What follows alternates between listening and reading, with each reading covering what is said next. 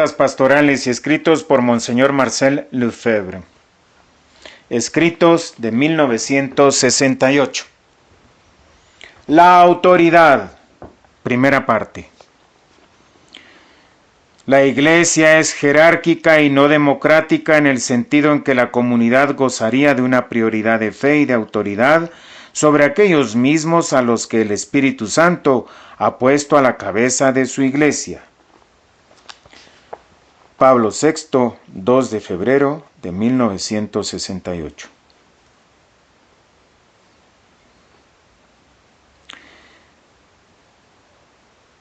Abrimos comillas. Esta semana el documento más sorprendente en la prensa es seguramente una carta publicada en Rivarol, firmada por Monseñor Marcel Lefebvre, superior de los Padres del Espíritu Santo en Roma, dirigida a un colaborador del periódico que había denunciado en un artículo la situación actual de la Iglesia. Cerramos comillas. Con estas palabras empezaba su crónica el encargado de la revista de prensa semanal Le Monde del 14-15 de enero. ¿Debo confesar que me extraña su extrañeza? Pues, ¿qué se dice en esa carta de la que por otra parte reproduce un fragmento que pudo haberlo sorprendido tanto? Abrimos comillas. Ya adivinan que estoy tanto más asustado que ustedes a causa de los progresos del mal en la Iglesia. Las fuerzas satánicas son poderosas. El comunismo puede alegrarse. Su artículo es correcto en todo, aunque los hechos no han llegado todavía al estado que describe. Ya se encuentra ahí el espíritu de democratización y usted ha puesto el dedo en la llaga. Con esos principios se hace explotar a la Iglesia desde el interior, puesto que su constitución divina se basa completamente sobre la autoridad divina y la autoridad de las personas que reciben su cargo de modo divino. Introducir la democracia en esta constitución significa provocar la dialéctica interna, que es un gusano roedor. Ya percibimos las oposiciones en todas partes, en las parroquias, en las diócesis y en las congregaciones religiosas. Nada se perdona. Se trata de un veneno galopante. Cerramos comillas.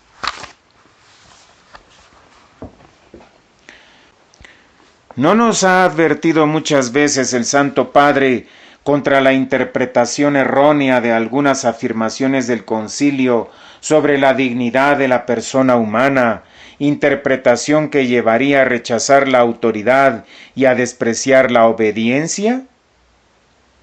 La advertencia más reciente fue apenas hace unos días. Al recibir a los representantes de los distintos organismos eclesiásticos que habían venido a ofrecerle las velas benditas para la fiesta de la Candelaria, el Papa exalta la virtud de la obediencia y pronuncia la frase que hemos resaltado al principio.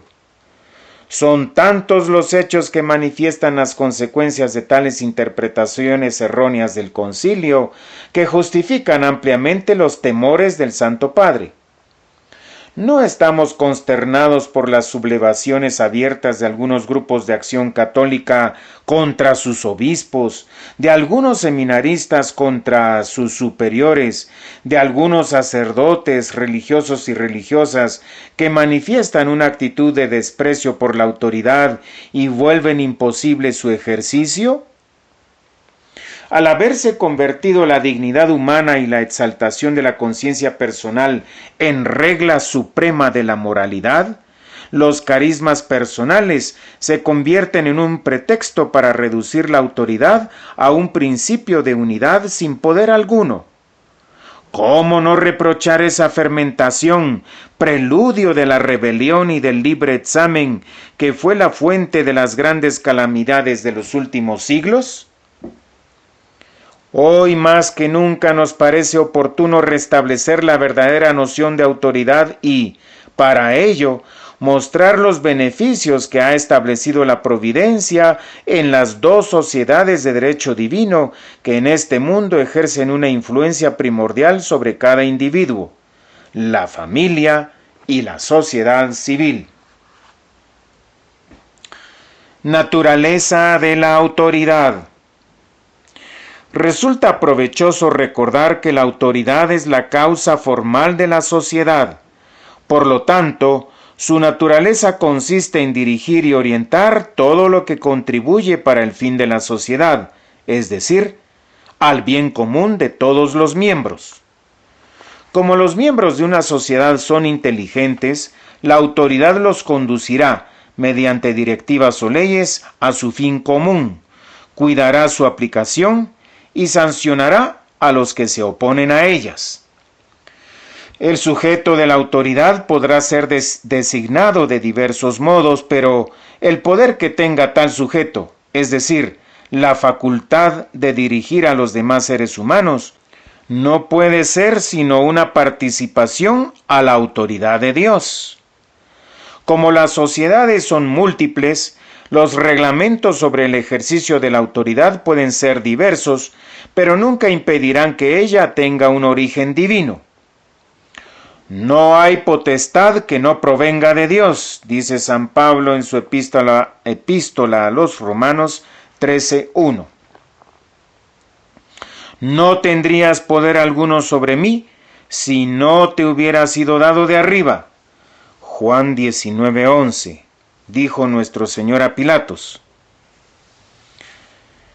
Jolivet, en su Tratado de Filosofía, tomo cuarto, página 384, nos describe la fuente primera de la autoridad de la siguiente manera.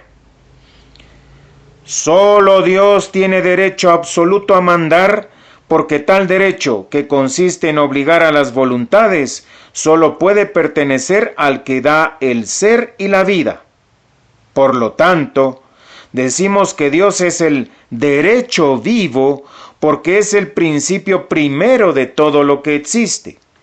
De ahí se sigue que toda autoridad, sea cual sea la sociedad, no puede ejercerse sino a título de una delegación de Dios.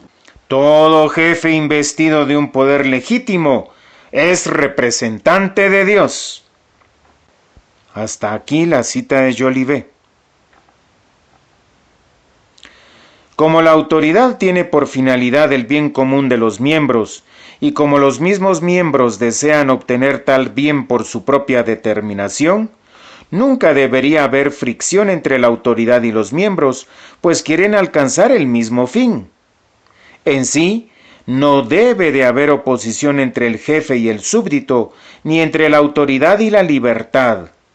Como la autoridad ya no busca el bien común, o el súbdito antepone su bien personal al verdadero bien común, se produce confrontación y desacuerdo. A menos que haya una evidencia contraria, la autoridad legítima es el juez del bien común y los miembros tienen en principio que someterse a su juicio. Anteponer el juicio personal al de la autoridad legítima significa la destrucción de la sociedad. Someterse a las directivas de la autoridad legítima significa ejercer la virtud de obediencia, de la cual nuestro Señor nos dio un ejemplo conmovedor, llegando hasta sacrificar su vida por obediencia, hecho obediente hasta la muerte. Filipenses 2:8. San Pío X escribe en su carta Notre Charge Apostolique del 25 de agosto de 1910 lo siguiente. ¿Acaso toda sociedad de seres independientes y desiguales por naturaleza no tiene necesidad de una autoridad que dirija su actividad hacia el bien común y que imponga su ley? ¿Se puede afirmar con alguna sombra de razón que hay incompatibilidad entre la autoridad y la libertad, a menos que uno se engañe groseramente sobre el concepto de libertad? Se puede enseñar que la obediencia es contraria a la dignidad humana y que el ideal sería sustituir la obediencia por la autoridad consentida. ¿No tuvo a la vista el apóstol San Pablo la sociedad humana en todas sus etapas posibles cuando ordenaba a los fieles estar sometidos a toda autoridad? ¿Sería el Estado religioso fundado sobre la obediencia contrario al ideal de la naturaleza humana? ¿Eran esclavos o degenerados los santos que han sido los más obedientes de los hombres?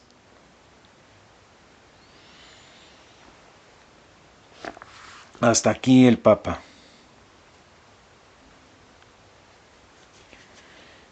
Beneficio de la autoridad en la sociedad familiar. Si hay algún período de la vida humana durante el cual la autoridad desempeña un papel considerable, es desde el nacimiento hasta la mayoría de edad. La familia es realmente una maravillosa institución divina, en cuyo seno el hombre recibe la existencia, pero una existencia tan limitada que requiere un largo período de educación, la cual primero dispensarán los padres y luego los que colaboren con ellos. El niño recibe todo de su padre y madre: alimento corporal, intelectual y religioso, y educación moral y social. Buscan para ello la ayuda de los maestros, pues como en la mente de los niños comparten la autoridad de los padres, el conocimiento que adquiere el niño será más un conocimiento aprendido, recibido y aceptado, que un conocimiento adquirido por la inteligencia y la evidencia de juicios y razonamientos. El joven estudiante cree en sus padres, en sus maestros y en sus libros, y de este modo crecen sus conocimientos y se multiplican con una certeza perfectamente legítima. Su ciencia propiamente dicha, la que puede dar cuenta de su saber, es muy limitada. Si pensamos en el conjunto de los niños y de los jóvenes, en la humanidad de hoy y la de ayer, nos damos cuenta de que la transmisión de los conocimientos recurre más a una autoridad que transmite que a la evidencia personal de la ciencia adquirida. Naturalmente, si se trata de estudios superiores, la juventud adquiere conocimientos más personales y se esfuerza por conocer las disciplinas estudiadas del mismo modo que las conocen sus propios maestros. Permite al estudiante llegar hasta el límite en cuanto a pruebas y experiencias la abundancia de conocimientos que hoy en día se requieren. Por otra parte, ciencias como la historia, la geografía, la arqueología y las artes no pueden descansar realmente sino dando fe a maestros y libros. Si se trata de conocimientos religiosos, de la práctica de la religión o del ejercicio de la moral conforme a la religión, tradiciones y costumbres, lo dicho vale aún más que para las otras ciencias. Los hombres suelen vivir según la religión que han recibido de sus padres, sobre todo cuando se trata de una religión revelada y fundada en la autoridad. La conversión a otra religión se topa con el enorme obstáculo que supone la ruptura con la religión ancestral. Un ser humano sigue siendo siempre sensible cuando se acuerda de la religión materna.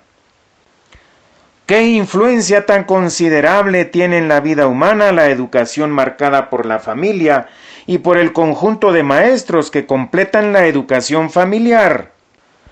Nada se mantiene tanto en el individuo como sus tradiciones familiares. Y esto es algo que vale para toda la superficie del globo. Esta extraordinaria influencia de la familia y del medio educador es providencial y Dios lo ha querido así. Es normal que los niños guarden la religión de sus padres, lo mismo que es normal que al convertirse el jefe de familia, toda la familia se convierta igualmente. Este ejemplo lo encontramos frecuentemente en el Evangelio y en los Hechos de los Apóstoles. Dios ha querido que sus beneficios se transmitan primeramente a los hombres a través de la familia, razón por la cual ha concedido al Padre esa gran autoridad que le confiere un inmenso poder sobre la sociedad familiar, esposa e hijos. Cuanto mayores sean los bienes que hay que transmitir, mayor es la autoridad. Cuanto mayores sean los bienes que hay que transmitir, mayor es la autoridad. El niño nace con una debilidad tan grande y es tan imperfecto, podríamos decir tan incompleto, que podemos juzgar sobre la necesidad absoluta de la permanencia del hogar y de su indisolubilidad. Pretender exaltar la personalidad y la conciencia personal del niño en detrimento de la autoridad familiar es incitar a la rebelión y al desprecio de los padres, siendo que se promete la longevidad de los que honran a sus padres. Es verdad que San Pablo pide a los padres que no hagan enojar a sus hijos, pero añade: criadlos en la disciplina y en la enseñanza del Señor. Efesios 6:4.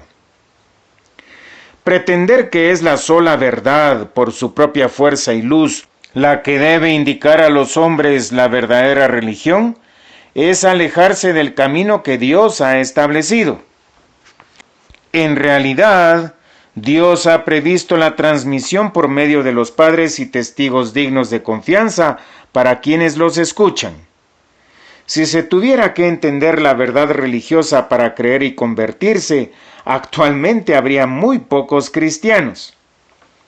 Creemos en las verdades religiosas porque los testigos son dignos de ser creídos gracias a su santidad, su desinterés y su caridad.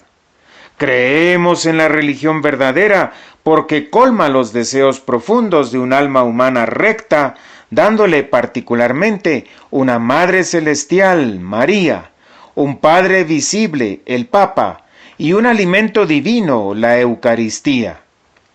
Nuestro Señor no preguntaba a los que se convertían si entendían, sino si creían. Por lo tanto, la fe viva hace entender, como dice San Agustín.